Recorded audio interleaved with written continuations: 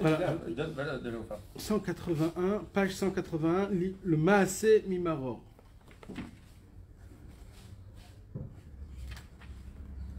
Top. Bezrat Hashem, aujourd'hui on va essayer de raconter une très belle histoire que Rabbeinu il nous a racontée. Et dans cette histoire, on va essayer de regarder des points qui sont importants, qui nous touchent, qui nous parlent pour nous, dans la vie en général, mais surtout, Bezrat Hashem, ce qui sort de cette histoire, c'est que comme on est proche, Bezrat Hashem, de Pessah, et que Rabbeinu il a raconté cette histoire sur Pessah, donc c'est pour cela qu'on va essayer de regarder dedans et de découvrir des points qui peuvent nous aider dans notre vie, des points très essentiels, Bezrat Hashem. Alors l'histoire commence, Maaseh Mimaror, l'histoire du Maror. Comme ça elle s'appelle l'histoire. Siper Rabbeinu Zal, Rabbeinu nous a raconté une histoire. Je sais pas, Machat Alchou Yehudi ve Germani Yachad Nedod. Un jour, il y avait deux personnes, un juif et un goy, un allemand. Et eux deux, c'était des personnes comme des clochards, qui n'avaient pas de quoi manger, qui étaient des personnes qui dormaient dehors, qui marchaient, ils allaient là où le vent les emmenait.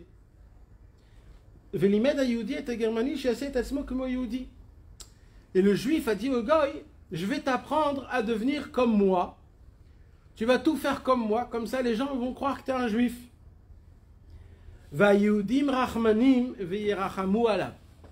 Et comme les juifs, ils ont de la pitié et de la miséricorde, alors ils vont avoir pitié de toi comme ils vont avoir pitié de moi. Apparemment, le juif il faisait de la mendicité, le goy aussi faisait de la mendicité. Mais comme les juifs, ils aidaient les juifs, donc le goy il se retrouvait il n'arrivait pas. C'est pour cela que le juif il a dit au goy, déguise-toi comme un juif et moi je vais t'apprendre tout ce qu'il faut faire, comme ça même les juifs ils pourront t'aider. Et le temps de Pessah se rapprochait. Le juif, il a raconté, il a expliqué au goy tout ce que c'est la fête de Pessah, comment il doit se conduire, qu'il puisse connaître c'est quoi le seder, c'est quoi maror, c'est quoi le charoset, c'est quoi les matzot. Sheikra oto balabait à la seder, parce qu'à l'époque, quand il y avait un juif qui n'avait pas où manger ou dormir pendant Shabbat ou pendant les fêtes, toujours il y avait à la fin des personnes qui restaient à la synagogue pour voir s'il reste quelqu'un. S'il restait quelqu'un, ils le prenaient chez lui à la maison. Mais ça, ils étaient prêts de le faire que si c'est un juif. Si c'est un juif, je t'emmène chez moi à la maison et on fait ensemble le seder. C'est pour cela, le juif, il a dit à son copain, le goy, moi je vais t'apprendre tout ce qui se passe le soir du seder, comme ça tu vas faire semblant que tu es un juif et comme ça ils vont t'inviter et tu vas kiffer. Bechol ha-seder she'osim kiddush ve'rochatzim yadayim rak shachach lomar lo she'ochlim maror. Il lui a tout expliqué, sauf il a oublié une seule chose, qu'on mange le maror. C'est quoi le maror? Alors à l'époque, en Ukraine, le maror, c'était pas juste une feuille de laitue, comme nous aujourd'hui on mange une feuille de salade qui est amère, mais pas très amère. À l'époque, le maror, c'était quoi? Même aujourd'hui, les Ashkenazim, ils prennent le maror, c'est le réfort. Le réfort, à peine tu le sens, ça monte directement dans le cerveau et ça pique énormément. Et le juif, il a oublié de dire au goy, à son copain, que avant qu'on mange, il y a aussi toute une cérémonie autour d'un maror. Kivan shebala seder raev mikol hayom. Le juif, il a dit au goy, aujourd'hui, c'est pas la peine de manger parce que chez nous, le soir du seder, on mange avec une très grande richesse et une abondance énorme. Donc, vaut mieux pas la peine que tu manges toute la journée. Tu te prépares bien pour le soir parce que ce soir, à Pessah, on va manger vraiment avec une grande abondance. Et c'est ce qui s'est passé. Le soir, après la tfila, le juif et le goy, ils sont restés après la tfila. Et des personnes, ils sont venus. Un, il a pris le juif, et un il a pris le goy, sans savoir que c'était un goy. Et le goy il s'assoit dans le seder, et il voit qu'on commence à faire le kidouche. Bon, on boit un verre de vin, pourquoi pas. Et là, on commence à se laver les mains, c'est encore mieux. Et après qu'on se lave les mains, on lui donne un tout petit bout de céleri. Comme le bout du céleri, il ne faut pas qu'il soit plus grand que Kazaït. Donc c'est vraiment un tout petit bout de céleri qu'on trempe dans de l'eau avec du sel. Lui, il a hyper faim, il ne comprend pas. Pourquoi on me donne un bout de céleri? Et pourquoi aussi petit? Et pourquoi le tremper comme ça dans de l'eau? Aval notnim lo chatichat karpas bememelach ushar advarim anoagim baseder veomrim ha'agada. Et là ça commence ma guide. Et là on commence à dire le seder et ça termine pas. Et il parle de Divrei Torah et ils étudient toute la Haggadah, ils chantent Manishtana. Et le gars il est en train de perdre complètement la patience. Pendant 1 heure il attend, on s'est lavé les mains, on a mangé rien qu'un bout de céleri et pour l'instant il s'est rien passé. Ou kvaru benaim sofiot l'achila. Et lui, il attend, c'est quand qu'on va manger. Et là, d'un coup, il termine ma guide. Et là, ils disent tous, il faut se laver les mains pour manger la matzah. Il s'est dit, ah, maintenant, sauf, on va manger. Il se lave les mains, on lui donne un bout de matzah. Il dit, c'est quoi ce pain? Moi, j'étais habitué d'un pain normal, on me donne des galettes. Pitom, et d'un coup, notnim lo maror. Et là, le maror, il y a écrit qu'il faut manger, pour les medakdekim bemitzvot, il faut manger 2 kazaïd de maror. Vous imaginez ce que c'est 60 grammes de réfort à manger quand tu n'as pas mangé toute la journée, sans rien du tout, en mettant un petit peu de charosette dessus. En plus, il y a écrit le réfort, il y a écrit qu'il faut qu'il te pique, il faut que tu sens. Lui, il a mangé, il a goûté le réfort. Vena selomar bepiv. C'était très amer dans sa bouche. Veu chashav shezeh seuda. Lui, il croyait que c'est ça en fait le festin. Sherak ze yochlu, que c'est que ça qu'ils vont manger. Barach techef bemerirut. Il était énervé, il s'est levé, il s'est sauvé de la maison, il est parti avec une amertume très grande. Ou réavon, et en plus en étant affamé. Vechachav la'atzmo, et il s'est dit dans sa tête, Yehudi marurim, les maudits les juifs, achar kol la après toute cette cérémonie, notnim zele echol, c'est ça qui nous donne à manger. Ou ba le bet midrash veyachet, il n'avait pas où y aller, alors il est allé dans la synagogue pour attendre son copain juif, et il s'est endormi. Après, le juif, il est venu très tard, avec la joie sur sa figure, rassasié de manger et de boire. Le juif, il a tout de suite demandé, alors, raconte-moi, qu'est-ce que tu as mangé, comment c'était le seder? Mais si Perlo Bekas, il lui a raconté, en étant énervé, à Marlo, Hoi Germani choté. Qu'est-ce que t'es un imbécile? Imaïta mechake od meat. Si t'aurais la patience d'attendre encore un tout petit peu. Aïta ochel kol tuv kamoni. Tu pourrais manger tout ce qu'on peut appeler de bien. Parce que qu'est-ce qu'il y a après tout de suite, Maror? Il y a Korer et après il y a Shulchan Aruch. Et c'est là où on mange. Mais comme lui, il n'avait pas la patience, alors il a perdu tout. Dans cette histoire, avant qu'on lise ce que Rabbeinu lui-même nous a dévoilé, il y a plusieurs points qu'il faudrait essayer d'éclaircir. Déjà, premièrement, qu'est-ce qui s'est passé pour qu'il se passe cette histoire? C'est qui le fautif dans l'histoire? Quand on regarde l'histoire simple, c'est qui le fautif normalement? C'est le juif. C'est le juif. Pourquoi?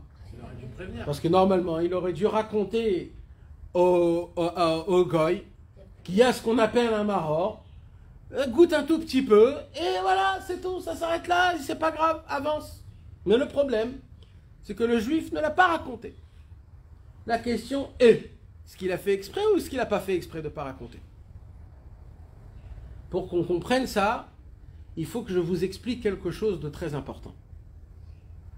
Venez, on prend le peuple juif depuis sa création. Depuis le jour où on s'est mis au mont Sinaï et qu'on est devenu le peuple d'Hachem. Prenez tout le peuple juif comme une femme. Cette femme-là, elle a eu des enfants et des petits-enfants.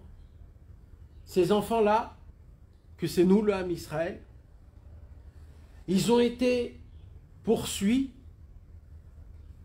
maudits, tués, brûlés, saccagés pendant des millénaires.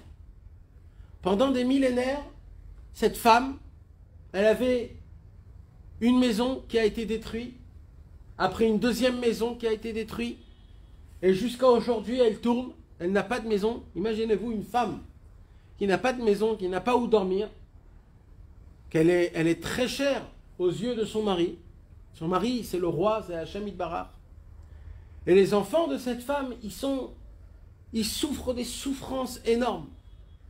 Chaque décennie, il y a un nouveau pogrom ou un nouveau décret. Si c'est l'Espagne, ou le Portugal, ou l'Allemagne, ou toutes les fois où notre sang a été mis ouvert devant tous les goïms, et qu'à chaque fois qu'il se passe quelque chose, c'est toujours ces enfants à elle qu'on va traiter, que c'est à cause de eux. Imaginez-vous une femme pareille. Comment elle devrait être aujourd'hui en l'an 2020, avec tout ce qu'elle a souffert? Normalement, elle devrait être avec une tête baissée, sans habit, remplie de tristesse. Mais apparemment, c'est pas ça qu'on voit. Si on regarde aujourd'hui le peuple juif, qui a été exterminé des centaines de fois, qui a été brûlé, on a enlevé leurs richesses, on les a traités de tous les noms, ça fait des millénaires. Mais regardez-nous aujourd'hui.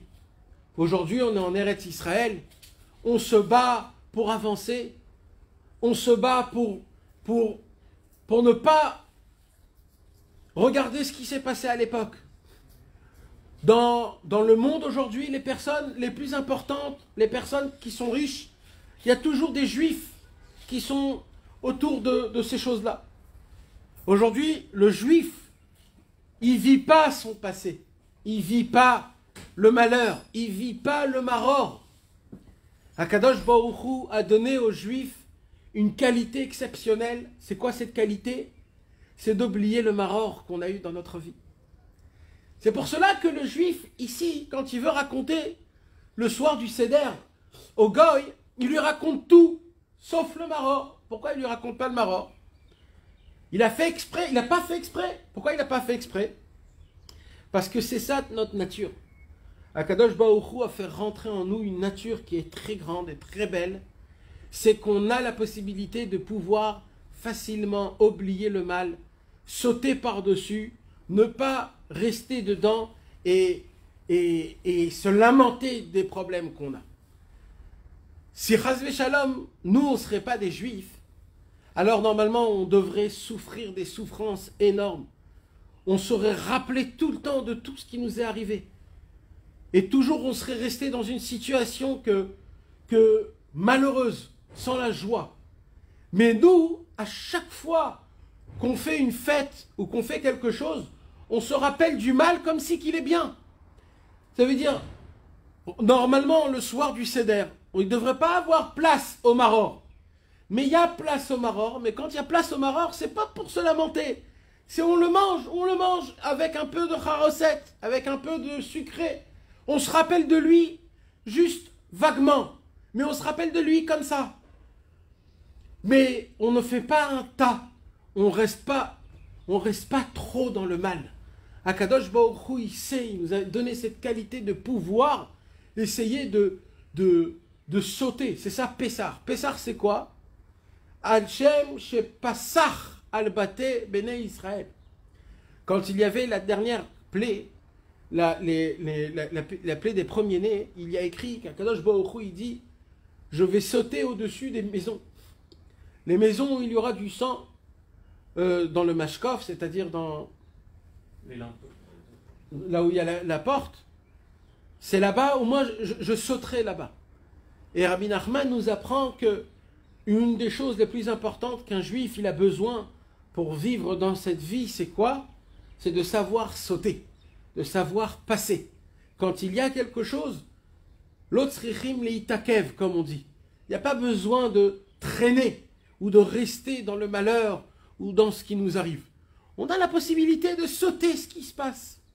Et c'est ça en fait, là Rabbeinu nous apprend la façon et les manières de comment normalement un juif il doit vivre et comment un goy il doit vivre. Par contre le goy, comment il vit? Alors écoutez bien ce qu'il nous dit Rabbeinu. Le goy il dit, quand il arrive à la maison du soir du Leil HaSeder, il attend des heures et des heures pour essayer de manger et en fin de compte c'est quoi qu'on lui donne? C'est du réfort, du maror. Et là, il s'énerve, il sort de la maison énervé. Et il dit quoi? Il dit, ces maudits juifs, ils ont tout fait ça pour m'énerver. Ça veut dire, qu'est-ce qu'il dit là, le goy? Écoutez bien, parce que c'est vraiment très important. Le goy, il dit en fait, ils ont tout fait exprès pour m'énerver. Ils ont allongé, ils ont parlé, étudié, raconté des histoires, fait le kidouche. Ils m'ont donné un tout petit peu de carpasse. En fait, tout ça, c'est juste pour m'énerver. C'est juste pour que je puisse souffrir encore plus. Il remet toute l'histoire en question et il croit que tout ce qui a été fait, ça a été fait contre lui. On voit que Dieu nous en préserve quand on est sorti d'Égypte, quand le Ham Israël est sorti d'Égypte et qu'il est arrivé dans le désert, dans un désert où il n'y avait pas d'eau, il n'y avait rien, c'était compliqué, c'était dur. Là, les béné Israël, ils ont commencé à se lamenter contre Moshe. Et là, les béné Israël, ils ont dit quelque chose de très très grave. Ils ont dit Hachem, il a fait les 10 plaies pour nous impressionner. Il a ouvert la mer pour nous impressionner. Il nous a emmenés, il a fait faire montrer au monde en entier combien le peuple juif est grand. Il nous a emmenés dans le désert pour nous tuer dans le désert, juste pour qu'on souffre encore plus dans le désert. Quand Akadosh Baruch Hu, il a entendu ça, ces paroles-là, Moshe Rabbeinu, il est allé chez Akadosh Baruch Hu, et Moshe Rabbeinu, son travail à lui, c'était d'essayer de dire des bonnes choses sur le peuple juif. Mais il ne pouvait pas, avec des paroles pareilles. Et Akadosh Baruch Hu, il a dit, laisse-les-moi, je vais mettre une épidémie, je vais tous les tuer. Et Moshe Rabbeinu, il n'a rien dit à ça. Il y a eu une épidémie. Et il y a écrit qu'Akadosh Baruch Hu a jeté sa colère contre le peuple juif. Parce qu'on a parlé des paroles pareilles. Et qu'après, Hachem nous a donné la manne et tout le reste. Mais regardez qu'est-ce qui se passe des fois dans notre vie. Quand des fois dans notre vie, il y a des choses qui ne fonctionnent pas. Alors nous, on croit comme si qu'Hachem, il est contre moi personnellement. Je vais jusqu'à me dire que je suis allé là-bas, et j'ai fait ça, et j'ai fait ci. Tout ça pour qu'il m'emmène ici, pour que je tombe ici, et que ici, ça soit ma fin. Ça, il nous dit Rabbeinu, c'est un goy qui pense comme ça. Le goy, il croit que quand les choses ne vont pas comme lui, il le veut, le goy, il croit que tout ce qui se passe, c'est contre lui. Et il dit qu'en fait, Akadosh Baruch Hu, il le fait faire souffrir encore plus que ce qu'il pouvait le faire normal. Alors c'est sûr que quand un homme il entend ça, il dit Chas v'shalom, jamais, qui peut parler? Mais sachez qu'on l'a dans notre tête, quand des fois ça va mal, et quand des fois c'est grave. Alors malheureusement, comme c'est ce qui se passe, le goy, il est là, il est affamé, et il ne comprend pas pourquoi on lui donne du maror. Qu'est-ce que j'ai fait? Normalement, le maror, personne ne mange du maror. Qui mange du maror? Alors lui, il se dit, c'est sûr et certain qu'ils ont voulu me faire une farce ou du mal. Et ils m'ont fait tout un vice pour me faire tenir, pour me faire cuire sur un petit feu. Et petit à petit me faire souffrir en me donnant en fin de compte du réfort. Il dit Rabbi Nachman, ne laissez surtout pas des pensées comme ça rentrer dans votre tête. Ça, c'est le goy qui pense comme ça. Le goy, quand il voit que ça lui fait mal dans sa propre vie, dans sa peau, quand ça lui touche son cœur, Alors là, il n'est pas prêt à baisser sa tête et à essayer de comprendre la dirigeance de Dieu. Alors tout de suite, il s'énerve et on a le droit de s'énerver. Mais de là à dire que tout ça c'est un complot, que Kadosh Baruch Hu, il fait exprès, il fait du mal. Depuis ce matin, tout ce qui m'arrive, ça m'arrive pas comme il faut. Et j'arrive pas et je comprends pas qu'est-ce qui se passe. Ça fait des années, j'essaye, je cherche, je fais, etc. Et il n'y a rien qui avance, il n'y a rien qui change.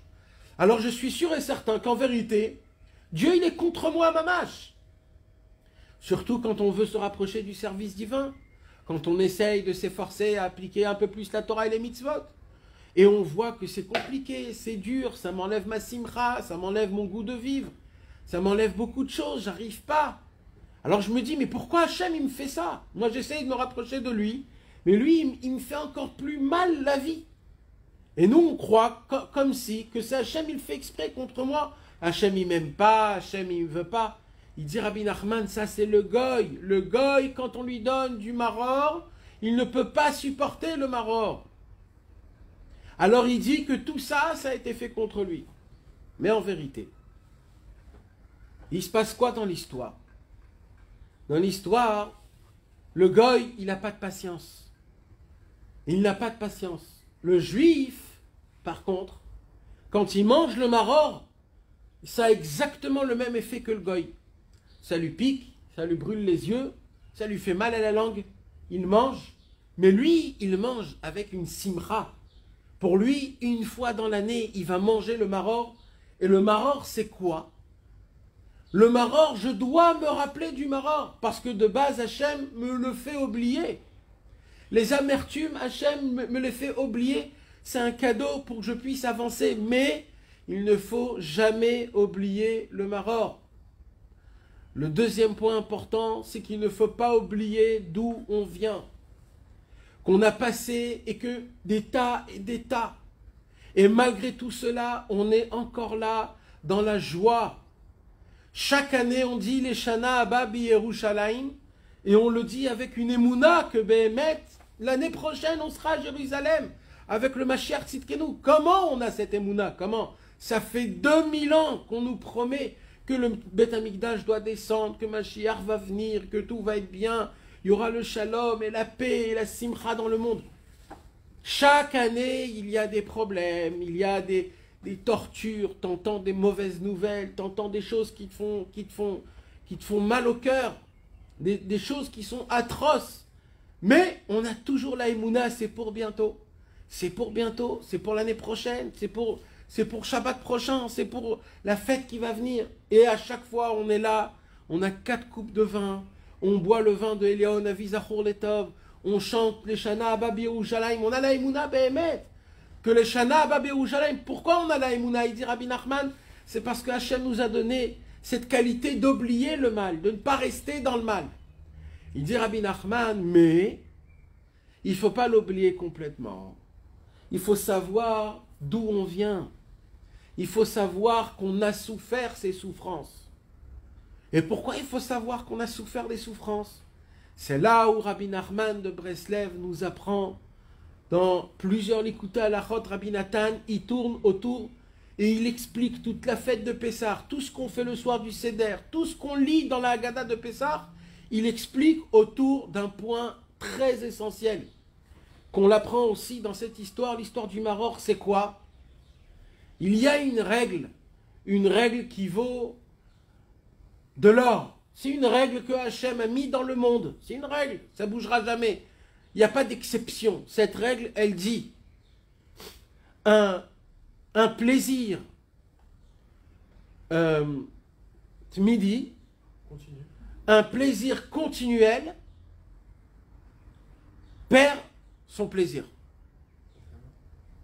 Il n'y a pas de plaisir. Quand tu kiffes quelque chose tout le temps, c'est plus un kiff.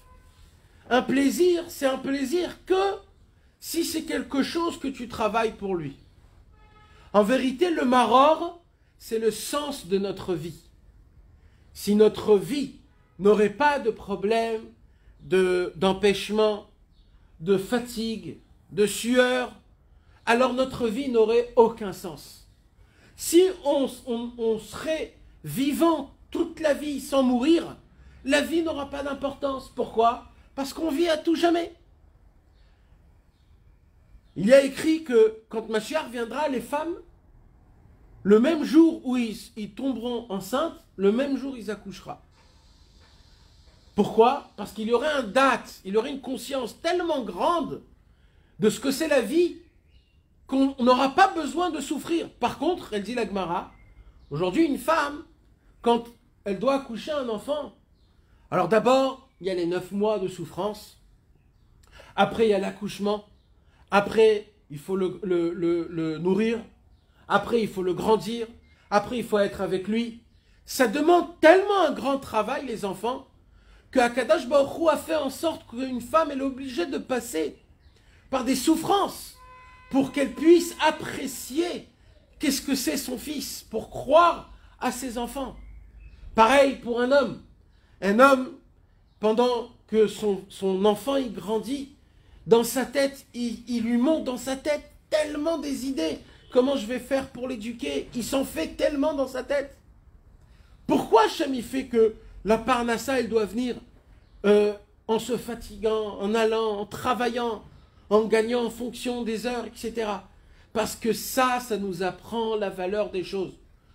Il dit, Rabbi Nachman de Breslev, vous voulez savoir d'où vient le plaisir, la sensation du plaisir dans tout, dans le manger, dans l'argent, dans ta femme, dans ton mari, dans tes enfants. Comment on peut prendre du plaisir de nos enfants? Comment? Rabbi Nachman, il dit, c'est très simple. Plus un homme, il va se fatiguer, il va s'efforcer, il va suer pour appliquer cette chose, plus il va avoir du plaisir. Un homme, si tout de suite il aurait une parnassa, ou alors on lui dit sans travailler, tu reçois une paye tout de suite de temps, de 10 000 € par mois. Alors il se dit, j'ai rien à faire, sa vie n'aura plus aucun sens. Alors il gagnera, il ira à droite, à gauche, il n'a plus aucune... Alors malheureusement, il ne va pas ressentir, même s'il croit qu'il kiffe, mais il ne pourra pas avoir la sensation du vrai kiff Béhémet. C'est une des raisons pour laquelle Akadosh Baruch Hu aussi, il nous a donné les halachot de Taharat HaMishpacha, où il y a des périodes où un homme il peut toucher sa femme, et il y a des périodes où un homme il doit être loin de sa femme. C'est quoi? C'est toujours le même point, le point d'éloignement pour apprécier le rapprochement plus tard. Le maror, c'est le secret de toute notre vie. Tout ce qu'Akadosh Baruch Hu nous envoie dans notre vie, si des fois c'est des maladies, si c'est des souffrances, si c'est des problèmes avec la famille, si c'est des problèmes dans le travail, si c'est des problèmes même moralement, mentalement, il faut savoir que ce n'est pas des problèmes, ce n'est pas des empêchements pour vivre, ce sont juste des élans pour qu'on puisse apprécier encore plus le goût de la vie, le goût de notre foyer, le goût de nos enfants, le goût de notre famille. Malheureusement, quand tout va bien, on n'apprécie pas. Il y a un exemple à ça qui est très, très, très simple. Il y a des gens qui partent faire du ski. Le ski, c'est un kiff. Tu es là-bas, tu skis des montagnes et des montagnes. Mais à l'époque, le ski, il était meilleur qu'aujourd'hui. Parce qu'aujourd'hui, quand tu vas au mont Hermon, par exemple, alors tu as une piste, une très grande piste où tu descends. Quand tu descends, tu as, on va dire, 4 minutes d'adrénaline dans ton cœur qui bat à fond. Tu descends une piste exceptionnelle, tu fais des accrochages à droite, à gauche. Et dès que tu arrives en bas, il y a un télésiège qui vient et qui te ramène en haut. Et toi, tu retombes, tu refais la piste. Et toi, tu crois que tu as kiffé. Mais en vérité, le kiff, il n'est pas là. Si un homme, il veut vraiment kiffer là-bas, par exemple, il faut qu'il essaye de remonter la piste avec tous ses skis. Et là, quand il monte, quand il souffre un petit peu, c'est dur, il marche. Là, il ressent, Béhémet, la difficulté de ce que c'est de remonter la piste. Mais cette fois-ci, qu'est-ce qu'il fait? Quand il arrive au sommet et qu'il descend de la piste, là, il comprend qu'est-ce que c'est le kiff. Là, il ressent, mamache, la sensation de qu'est-ce que c'est de glisser, de descendre la piste. Par contre, celui qui le monte avec un télésiège, il ressent la sensation peut-être 10%.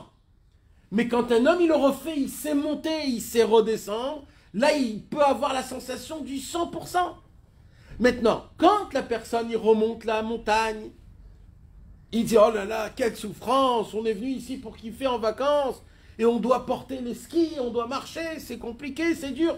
S'il prend ça comme un malheur, alors le pauvre, il comprend pas qu'est-ce que c'est la vie. Il est complètement à côté de ce qu'il faut être. Mais quand un homme, il monte cette piste de ski, et qui se dit, je l'ai fait tout à l'heure en descendant, en glissant, maintenant je vais apprécier ce que c'est d'un autre côté pour apprécier ce qu'il y a dans l'autre niveau. Quand un homme, il arrive à découvrir ce point, il arrive à surmonter et à ressentir des sensations qui sont beaucoup plus grandes. Malheureusement, l'être humain, comme il a cette sensation du tout qui va vite et que tout on obtient avec une vitesse et que tout on veut que ça soit à notre portée de main, on perd malheureusement le goût de la vie. C'est la raison pour laquelle Akadosh Baruch Hu, il a fait en sorte que le monde est fait de montée et de descente. La musique est fait de montée et de descente. Le cœur, quand il bat, il est fait de montée et de descente. Dans la vie, quand tu es né, tu es bas. Quand tu es grand, tu es haut. Et quand tu deviens vieux, tu es encore bas. C'est aussi des montées et des descentes. Le cycle de la vie est un rond. Des fois tu es en haut, des fois tu es en bas. Le secret de la vie, c'est quoi? Regarde le but des choses qui t'empêchent dans ta vie, de tous les empêchements. Regarde le but qui se cache derrière le maror, derrière l'amertume. Le goy, il n'avait pas la finalité. Le goy, c'est pour cela que lui, il reste. Alors, c'est quoi le secret? C'est le secret pour supporter la sensation du maror. Parce que la sensation du maror, elle est compliquée. Le goy, il ne pouvait pas supporter une seule seconde. Il dit, ça pique partout, ça pique de tous les côtés. En plus, j'ai faim, amer. T'imagines quand quelqu'un, il n'a rien dans son ventre, il fait rentrer du maror, ça lui brûle tout son ventre, il ne sait plus qu'est-ce qui se passe. C'est quoi le secret alors? Comment on peut rester pour essayer d'apprécier ou alors de ressentir un petit peu la finalité du maror? Et c'est là où Rabbeinu, c'est ce que le juif, il lui a dit. Imaïta mechake otksat. Le secret du monde, le secret que Rabbeinu, il nous donne, c'est Aïm Aïta mechake otksat. Rabbeinu, il a dévoilé une Torah, la Torah Yom Imbekolot Ishmaou. Rabbi Nachman, il est très ouvert et il connaît notre essentiel problème. Que quand on voit ce qui se passe dans le monde, par exemple pour l'application de Torah ou Mitzvot, si maintenant j'apprends à quelqu'un et je lui dis il faut se lever Chatzot, il faut faire Hitbodedut, il faut étudier toute la nuit, il faut prier honnête, il faut aller au mikvé, après il faut faire du écouter de Philot, il faut faire des Teilim, et avec ça il faut aller au travail. Et après, un homme quand il entend tout ça, il dit ouh là là, mais jamais je pourrais faire tout ça, c'est très compliqué de faire tout ça. J'arriverai jamais. Rabbeinu il dit Nachon, tu n'arriveras jamais. Tu n'arriveras jamais. Si tu regardes tout en un seul package, là, jamais on pourra. Il dit Rabbi Nachman, coupe ça en tout petits morceaux. Il dit Rabbi Nachman, quand un homme, il voit une longue montagne à monter, juste, ne regarde pas jusqu'à où la montagne est grande. Regarde-toi ce que tu peux faire maintenant. C'est quoi que tu peux faire maintenant? Tu peux marcher 100 mètres. Dis-toi dans ta tête, je marche que 100 mètres. C'est tout. Quand tu fais ces 100 mètres, tu te dis, maintenant, j'ai 100 mètres déjà derrière moi. Je les ai déjà fait, les 100 mètres. J'ai encore un peu de force de faire 100 mètres. Laisse tomber la montagne. Encore 100 mètres, je peux les faire? Je peux les faire. Quand tu arrives vers ces 100 mètres, tu te dis, j'ai déjà 200 mètres. Qu'est-ce que tu en penses? 100 mètres, je peux pas, alors 50 mètres, tu peux 50 mètres? Et ainsi de suite. Il dit Rabbi Nachman, enlève le poids de ce qui te met sur tes épaules. Quand un homme, il a des souffrances dans sa vie, il faut qu'il se dise dans sa tête, cette souffrance, je ne peux pas la supporter. Mais une seconde, je peux la supporter. Une minute, je peux pour Hachem la supporter en me disant que cette souffrance, elle va m'avancer. Je suis prêt à m'annuler devant Hachem en me disant, c'est certain que pendant 1 minute, ce que je vais souffrir, c'est ok Hachem Yitbarach. Alors fais cette 1 minute-là. Quand cette minute, elle passe, tu lui dis maintenant 1 minute, j'ai souffert comme Hachem me demande. La prochaine minute, peut-être je vais essayer de la souffrir comme je peux en regardant comme si qu'en vérité, c'est un bonbon, c'est un mamtak, c'est un plaisir, c'est un délice. Pourquoi? Parce que ici, il y a écrit quoi?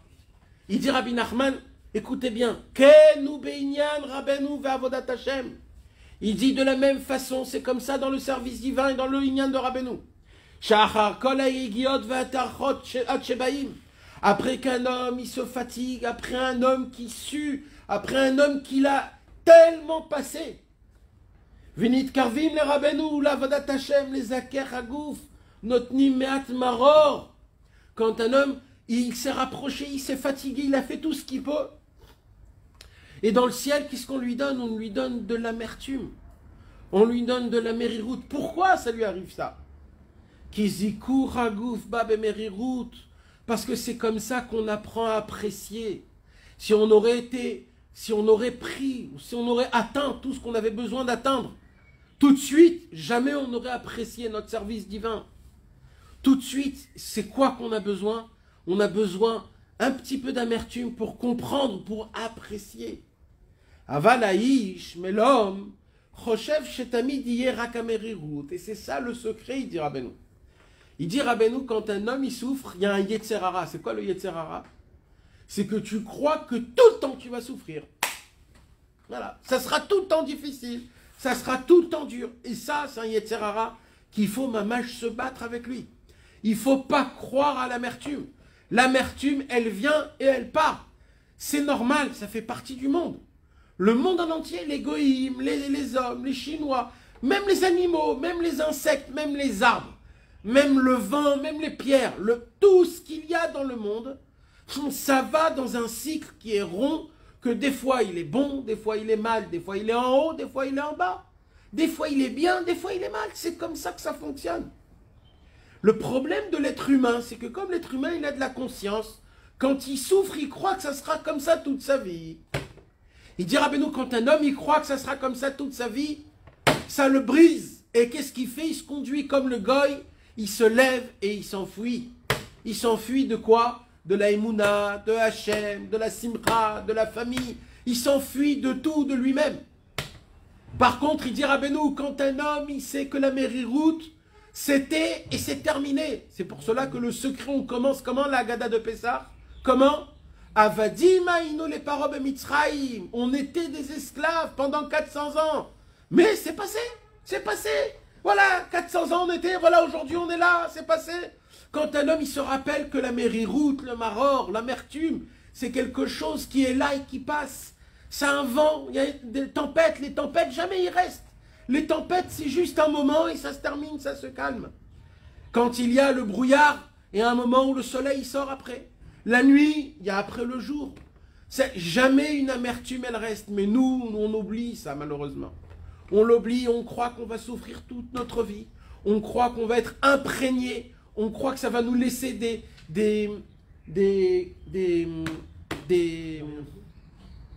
quand on a une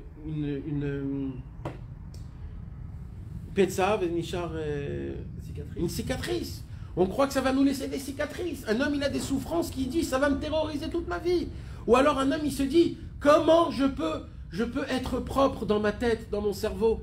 Comment je peux être propre dans mes actions? C'est impossible, c'est très dur. Comment je peux ne pas être en colère? Dès que je vois quelque chose, j'entends quelque chose, il y a un truc qui se réveille dans ma tête, qui fait que ça éclate. Il y a des gens, ils croient que c'est impossible de changer mes traits de caractère. Jamais je pourrais changer. Jamais je pourrais être propre dans ma tête. Jamais je pourrais être propre dans mon cœur. Jamais je vais changer. Je vais être quelqu'un de positif, quelqu'un qui a... Il y a des gens qui sont certains, mamache, ils sont comme ça. Ça, c'est un homme qui a pris l'amertume de la vie et qui a dit, voilà, c'est comme ça, toute la vie, c'est comme ça. Il dit, Rabbeinu, non, techake od ktsat. Si tu sais attendre Attends. Le secret de la vie, c'est attends. Adam Arishon, s'il aurait attendu, le Etzadat Tovera, il serait permis. Tout le secret de tout, c'est d'attendre. Avram Avinu, il a posé une question, il n'a pas attendu. Yitzhak, Yaakov, Moshe Rabbeinu, tous les tzadikim, ils sont tombés dans le trikat Hasha'a, dit Rabbi Nathan, qu'ils n'arrivaient pas à attendre. Pourquoi? Parce qu'ils voulaient tout de suite réparer le monde. Ils voulaient tout de suite que l'homme Israël, ils ont un tikkun, une tchouva. Mais il fallait attendre, il fallait les hâtes, comme Hachem il le veut. Et même Moshe Rabbeinu, quand il est monté au mont Sinaï, alors il est venu en retard de 6 heures. Et à cause qu'il est venu en retard de 6 heures, le peuple juif qui n'a pas voulu attendre, ils ont fait le veau d'or. S'ils auraient attendu un tout petit peu, le veau d'or ne serait pas. Donc on voit que le problème essentiel, c'est quoi? C'est qu'on n'attend pas. Et regardez comment c'est absurde, parce que tout de suite après le Maror, il y a le Shulchan Aruch. Ça veut dire, c'est pas que c'est très loin, c'est tout de suite après. Normalement, quand un homme, c'est là où il commence à se casser, à se briser, il faut qu'il attende un tout petit peu, encore un tout petit peu. Pourquoi? Parce que ça se pourrait que bientôt, là, dans une minute, ta Yeshua, elle va venir, ta délivrance, tu seras sauvé, c'est terminé. Il faut juste que tu tiens encore un tout petit peu, encore 5 mètres, pour tenir le maximum, le maximum. Il y a marqué Vechachav chez Zéou Asouda chez Ragze Yochlu. Ouais. Et lui, il croyait. Pourquoi? Parce qu'il ne voulait pas attendre. Donc lui, il croyait que toute ma vie, ça sera de l'amertume. Et c'est ça. Il y a des gens qui y croient quand ils sont désespérés. Voilà, c'est ma vie, c'est comme ça. Ça, c'est quelqu'un qui a désespéré de la simcha, il a désespéré de la délivrance d'Akadosh Baruch Hu. Alors lui, il a cru que c'est ça la Seouda, le goy. Alors il est parti. Aval kivan shemechake me'at. Mais quand un homme il est prêt à attendre, vesovel ze amerirut, et qu'il est prêt à souffrir un petit peu cette petite amertume, me'at mizikur hagouf, parce que cette amertume-là, elle va te former, elle va te créer, elle va te rendre plus fort, elle va t'apprendre à apprécier. Az margish acharkar kol mine chayut vetanuk, c'est que alors qu'un homme il peut ressentir totalement une vitalité et un plaisir qui est énorme. C'est ce qu'on dit, c'est le secret de ce qu'on dit au début, Halachmania. Quand on dit Halachmania, on dit voici le pain de misère que ils mangeaient les béné Israël en Égypte. Normalement, un pain de misère, c'est quelqu'un qui est pauvre. Donc quelqu'un qui est pauvre et qui a un pain de misère, il ne peut pas inviter des gens. Mais tout de suite après, on dit Kol dirfin yeteveyekol. On invite tout le monde. Comment c'est possible qu'on invite tout le monde après que j'ai dit que je mange un pain de misère? Il dit Rabbi Nathan, parce que quand tu comprends que le pain de misère, c'est ce qui te revient, et pas plus que ça, et c'est toi, et tu l'admets que, Baruch Hashem, tu as ce qu'il faut avec un petit peu de pain et de l'eau, après tu comprends combien tu es riche, parce que tu as beaucoup plus que ça. Et là, tu peux inviter du monde.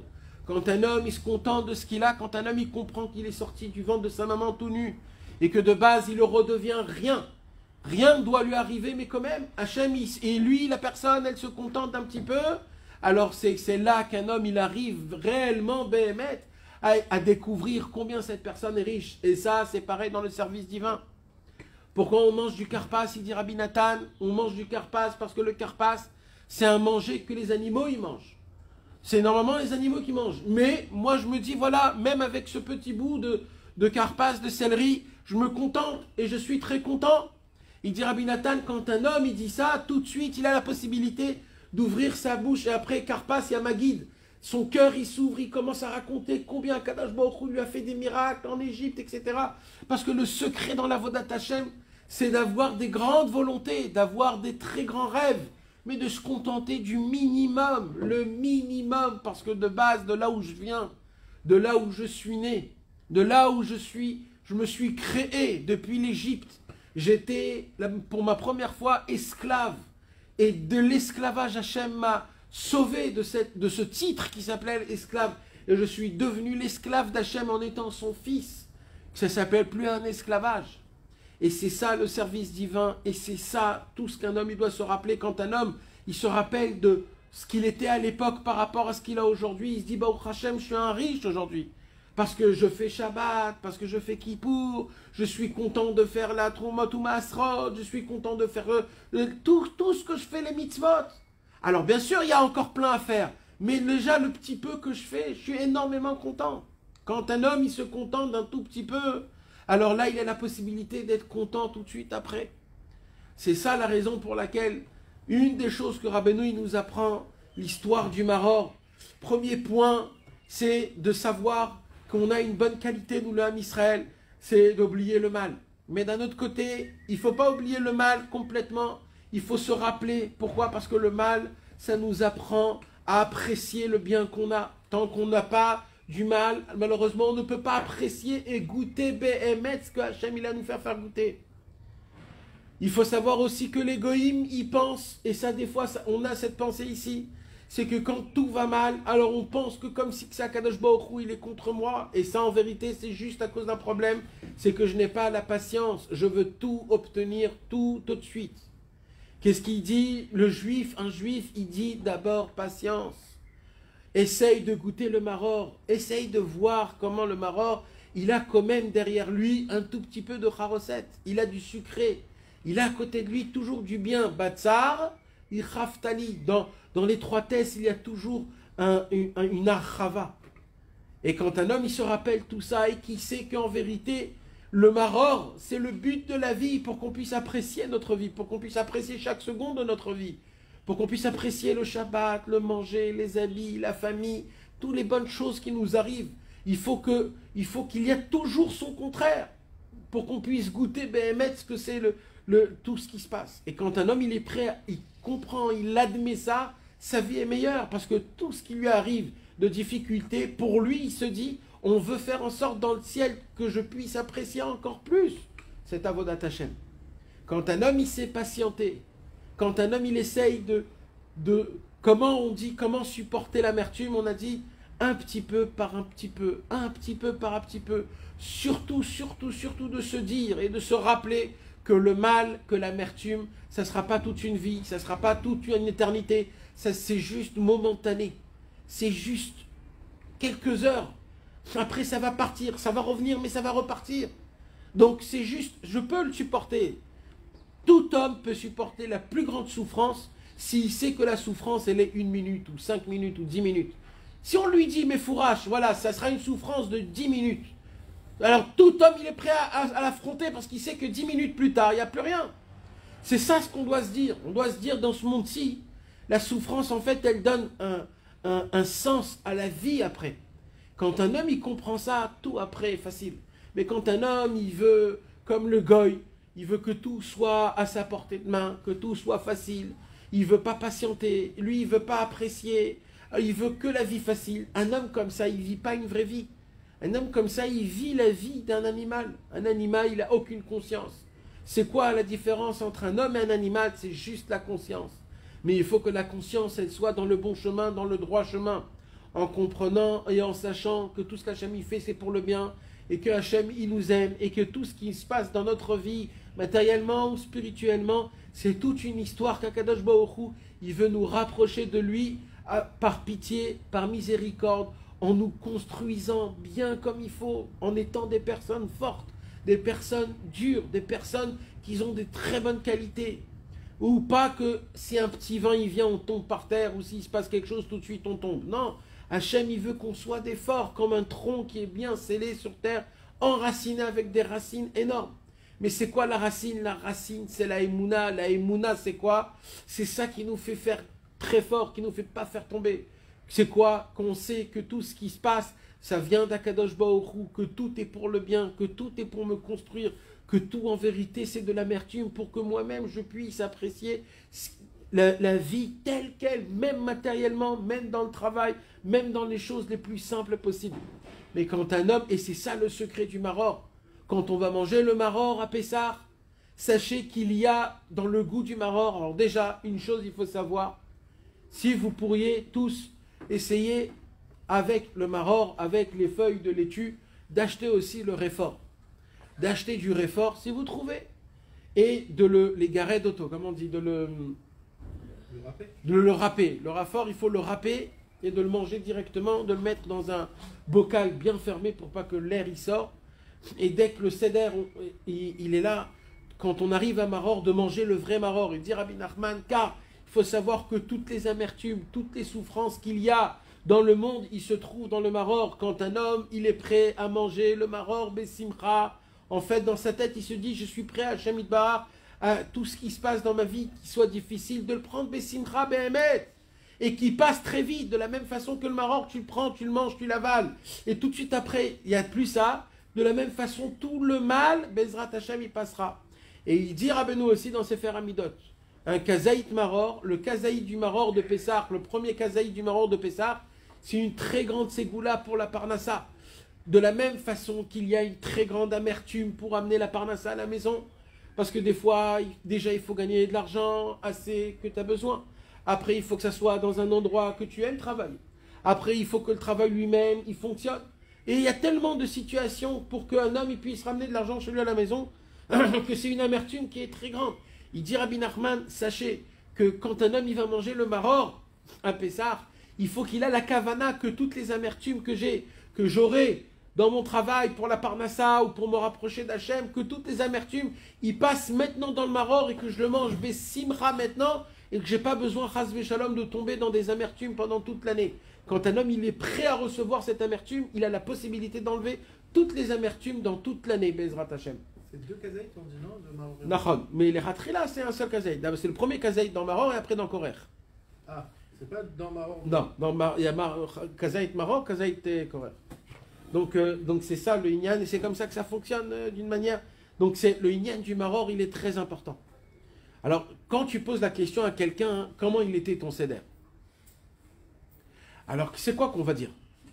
Ah, il y avait plein d'invités, on a terminé à 3h du matin, on a mangé une langue de vache, on a bu un vin comme ça, et les matzot, ils étaient rondes. Chacun, il va raconter ce qu'il va raconter. Mais tu trouveras jamais quelqu'un qui va dire le maror, il était exceptionnel. Pourquoi? Le maror, ça fait partie du seder, comme le matzah, comme les invités, comme ma guide. Alors pourquoi le maror d'Afka, on le dit pas? C'est ça que je veux dire.